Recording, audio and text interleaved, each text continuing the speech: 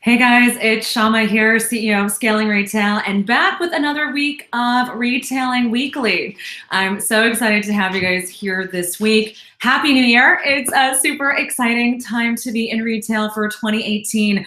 I've been hearing so many interesting people forecasting what they think is going to be big this year, starting off with a recent article from glossy.co talking about how all of the major retailers are coming out with both online and brick and mortar. And by that, I mean the direct to consumer major players. So Outdoor Voices, obviously Everlane, and this is something we've been covering kind of on a weekly basis, is really the rise of all of these different direct to consumer brands and how they are implementing different strategies. So keep your guys on lookout for 2018. And if you do see any amazing direct to consumer activities, marketing, etc., please shoot me an email at hello@scalingRetail and send them over our way.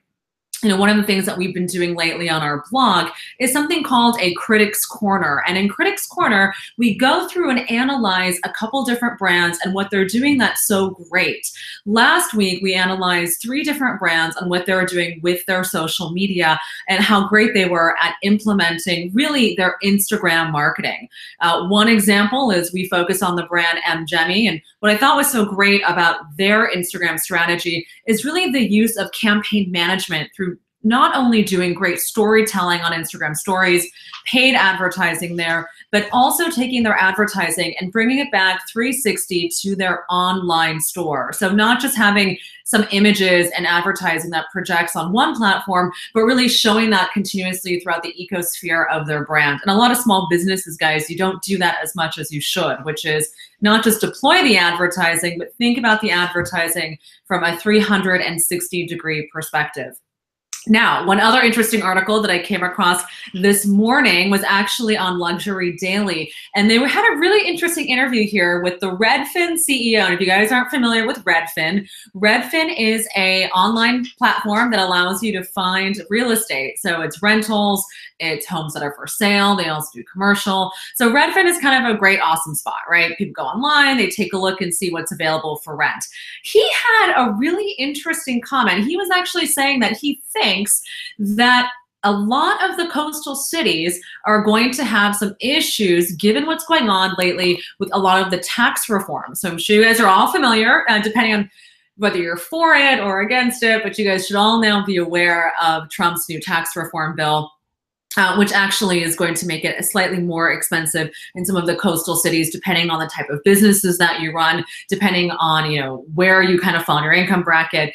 But what the CEO of Redfin was talking about was that places like California, where it is projected that it's going to increase, what you're going to be spending for taxes, and I live in California, so oh crap. But they're saying they're actually seeing a lot of companies that are starting to look at relocating their offices to other places in the country, specifically looking at more middle America and places where they can relocate their offices and stepping away from Silicon Valley. So we'll see if that's actually something that kind of comes to fruition. I think that as we start to understand more and more what these tax laws mean, we are going to be able to see kind of the ramifications of that. And who knows, it might end up restructuring or changing the way that you've launched and created your business.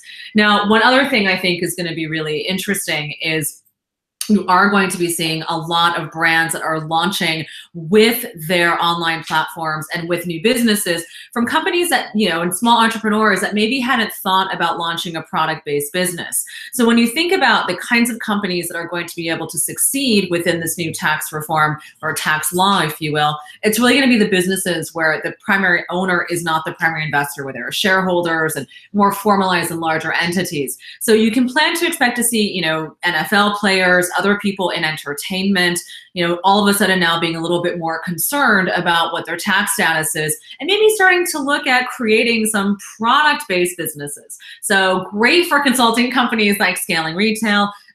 Definitely a lot more competition, and we'll certainly be seeing these guys start to invest more time and energy into these larger scale businesses. Now, moving into, the next month and, what's coming up on the retail calendar, obviously right now we're kind of entering into London's Men's Fashion Week. We're also entering into a lot of other global markets. And so what I think is fascinating is oftentimes when we hear about Fashion Week, and we start to hear about what's happening in retail, we really focus on what's happening kind of in this certain cities, right? We kind of focus on what's happening in New York, what's happening in LA, what's happening in Milan.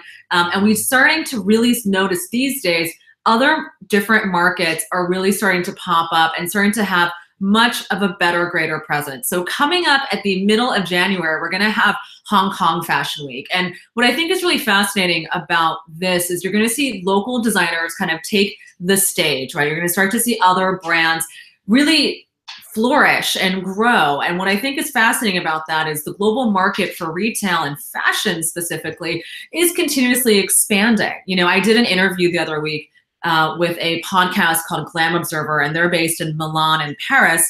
And they were talking about how there isn't a lot of information out there for young entrepreneurs, and that they're slowly starting to bring that information to the wider kind of global European market.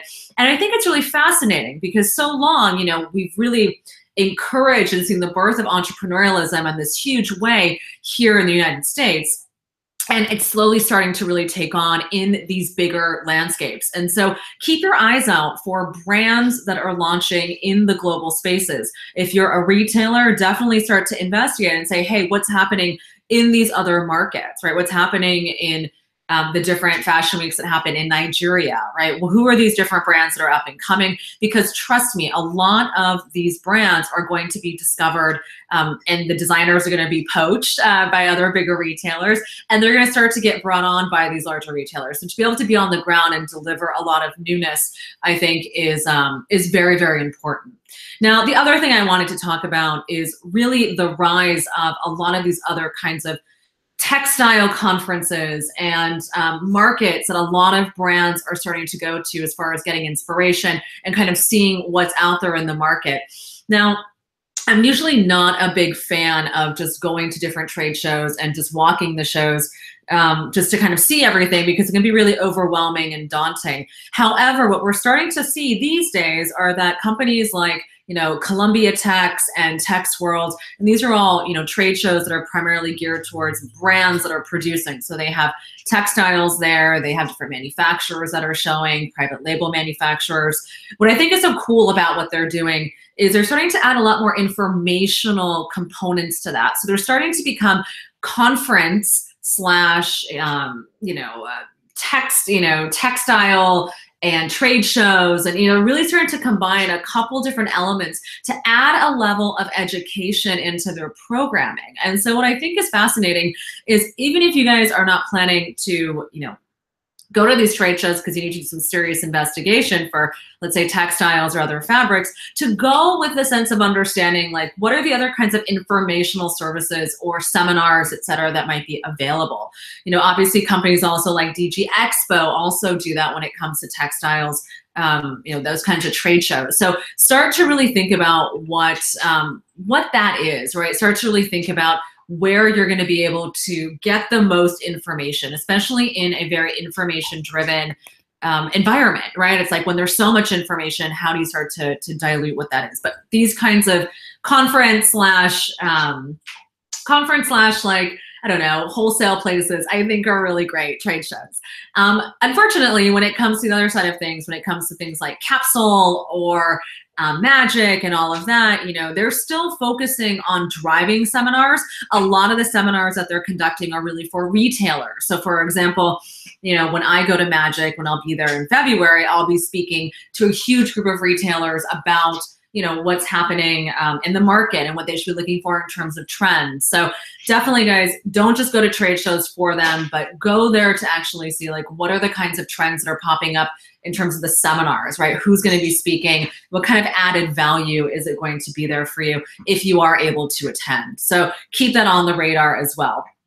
Now, lastly, what I wanted to really share some excitement around is, 2018 goal planning and what we're really seeing in the industry. So obviously different brands are starting to come out and say, hey, I don't I'm not going to be producing with fur anymore. I'm not going to be doing this. I'm going to be taking a bigger stance towards sustainability. And one of the things that I think is exciting is to really ask yourself as a retailer and as a brand, what are the different brand tenets that you are going to be exuding for this year? I think we're going to see a lot more brands start to step up and take a stand for things. In a previous episode the other week, we started talking about who those different brands were and what they were doing and how they were getting more politicized. But what I really want to encourage you guys to think about is what your business is going to really stand for and how you're going to be embodying a lot of those, values that are important to you, because the consumer is really looking for that. Now, also on my horizon is the NRF show, which is happening in January. And so the National Retail Federation, does often have shop.org. They have the big show. And what it is a great place for retailers to get together, technologists to get together, as well as different people in the industry to see what's kind of on the up and coming and what's happening in retail. And what I would like to do is encourage you guys to really think about attending at least one conference this year that's going to help really push to see outside of the boundaries a little bit. The reason why is, we tend to take a very myopic view and perspective when it comes to what's happening in our space. We read things that happen in the news. We try to apply strategies that we hear about, and we're constantly being inspired. However, we don't obviously think about the other types of channels that we should be looking to invest our energy in.